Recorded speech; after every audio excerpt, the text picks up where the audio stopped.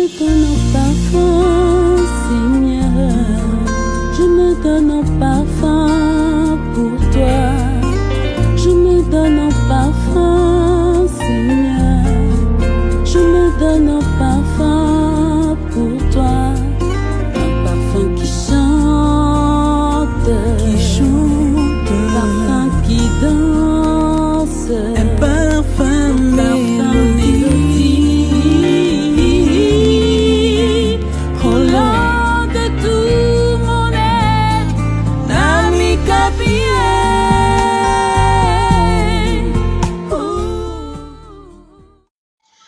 La repentance. À mon avis, il n'y a pas de plus grand message ou de message plus essentiel que celui de la repentance.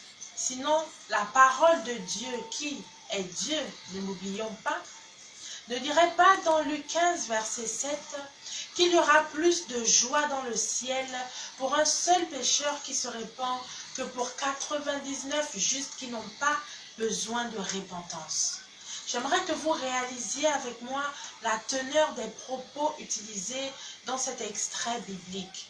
Il est écrit qu'il y aura plus de joie dans le ciel. Non pas à cause de 99 justes de surcroît, mais plutôt à cause d'un seul, pas de 99, mais d'un seul pécheur qui se répand. Je comprends mieux cet autre passage biblique dans Marc 2, verset 17, dans lequel Jésus lui-même dit que ce ne sont pas ceux qui se portent bien qui ont besoin de médecins, mais ce sont ceux qui sont malades. Ensuite, pour dire, je ne suis pas venu appeler les justes, mais plutôt les pécheurs. Waouh! Quel grand amour! Quelle estime! Quelle considération!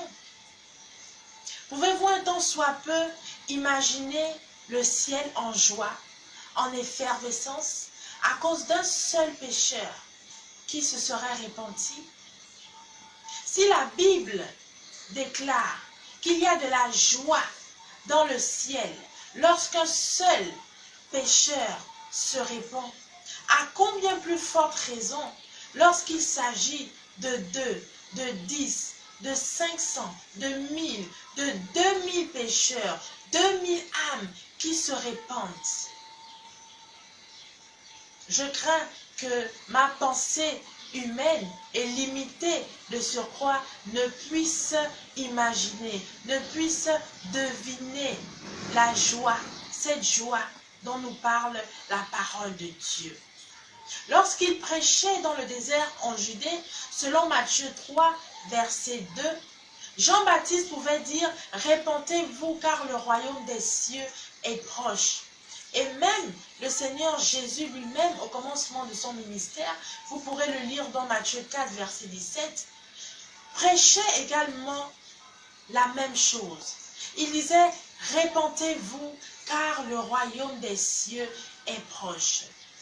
C'est pour vous dire combien de fois la repentance est importante, est fondamentale et capitale pour le salut de nos âmes. Parce qu'effectivement, si le royaume de Dieu vient à nous, c'est-à-dire que si le jour de l'avènement du Fils de l'homme nous surprend et que nous ne nous sommes pas repentis, je crains fort malheureusement que nous soyons jetés dans les temps de feu.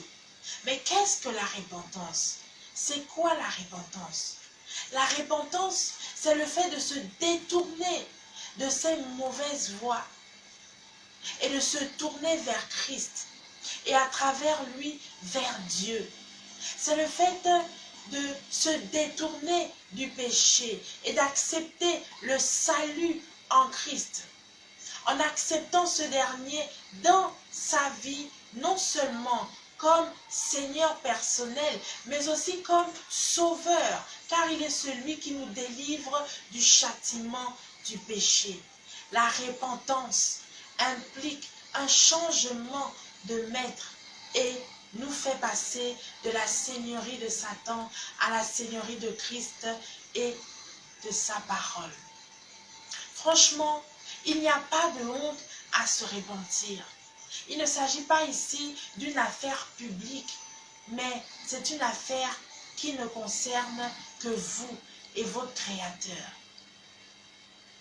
Vous n'avez pas de compte à rendre à qui que ce soit, certes, mais un jour ou l'autre, vous aurez des comptes à rendre à Dieu.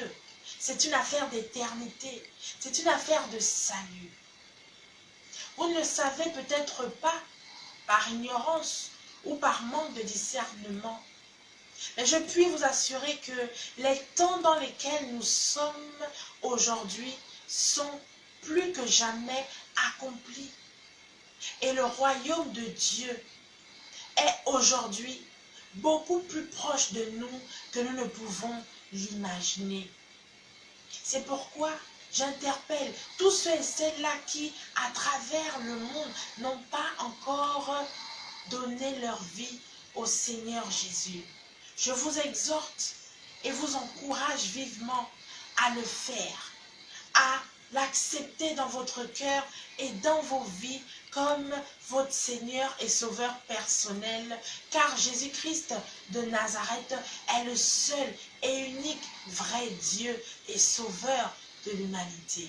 Soyez encore bénis dans le nom de Jésus-Christ de Nazareth. Shalom.